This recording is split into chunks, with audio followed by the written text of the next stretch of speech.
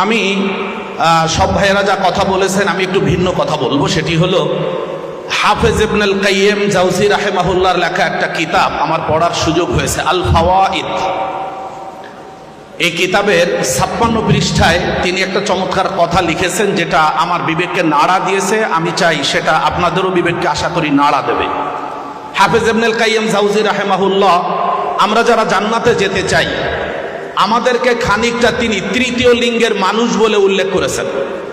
যারা আমরা চিন্তা চেতনায় জান্নাতে যেতে চাই কিন্তু জান্নাতের রাস্তায় আমরা হাঁটতে চাই না, তাদের উদ্দেশ্য করে তিনি বলেছেন, ইয়া মুখান্নাসাল আজমি আইনা আনতা ওয়াত তারিকু তারিকুন তাইবা ফিহি আদম ওয়া নাহা লিআজলিহি নূহ ওয়া রুমিয়া ফিন নারিল খলিল ওয়া উদজিআ লিযবাহি ইসমাঈল ওয়া লাবিয়া ইউসুফ বিসামানিন বাকসিন ওয়া লাবিসা ফিস সিজনি বিদআ সিনিন।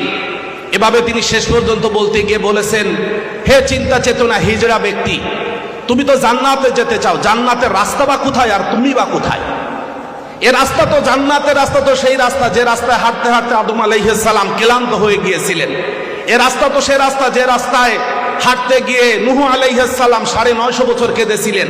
এ রাস্তা তো সেই রাস্তা যে রাস্তায় চলতে গিয়ে ইব্রাহিম আলাইহিস সালাম আগুনে পুড়েছিলেন। এ রাস্তা তো সেই রাস্তা যে রাস্তায় চলতে গিয়ে ইসমাইলকে জবেহ করার জন্য শোয়ানো হয়েছিল। এ রাস্তা তো সেই রাস্তা যে রাস্তায় চলতে গিয়ে ইউসুফ আলাইহিস সালাম বিক্রি হয়েছিলেন স্বল্প মূল্যে এবং 10 বছরের বেশি জেল খেটেছিলেন। এ রাস্তা তো সেই রাস্তা যে রাস্তায় চলতে গিয়ে জাকারিয়া আলাইহিস সালামকে করাত দিয়ে চিরে ফেলা হয়েছিল। এ রাস্তা সেই রাস্তা যে রাস্তায় চলতে গিয়ে ইয়াহিয়া আলাইহিস সালামকে হত্যা করা হয়েছিল। এ রাস্তা সেই রাস্তা যে রাস্তায় চলতে গিয়ে দাউদ আলাইহিস সালাতু ওয়াস সালামকে প্রয়োজন ইচ্ছার চেয়ে বেশি কেঁদেছিলেন। এ রাস্তা তো সেই রাস্তা যে রাস্তায় চলতে গিয়ে ঈসা আলাইহিস সালাম এক ঝাঁক বন্য মানুষের সাথে চলাচল করেছিলেন। আর মুহাম্মদ সাল্লাল্লাহু আলাইহি ওয়াসাল্লাম জীবনে দারিদ্র্যের কষাঘাতে এবং শত কষ্টকে মেনে নিয়ে এ পথে এগিয়েছিলেন। তুমি কোথায়? আইনা আনতা, তুমি কোথায়?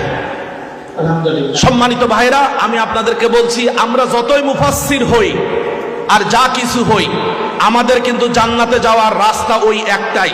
সেই পথে যদি আমরা না হাঁটি, তাহলে রসুলের যে হাদিস, যে বুখারীতে রসুল বলেছেন, কিয়ামতের দিন 3 ধরনের ব্যক্তিদের দিয়ে জাহান্নামের আগুন জ্বালানো শুরু করা হবে। তার মধ্যে এক দল হলো বক্তা, আর এক দল হলো যোদ্ধা, আর এক দল হলো দানশীল। আযানাল্লাহু মিন হাযিহিল ফিতান। ওয়াসসালামু আলাইকুম ওয়া রাহমাতুল্লাহি ওয়া বারাকাতুহু।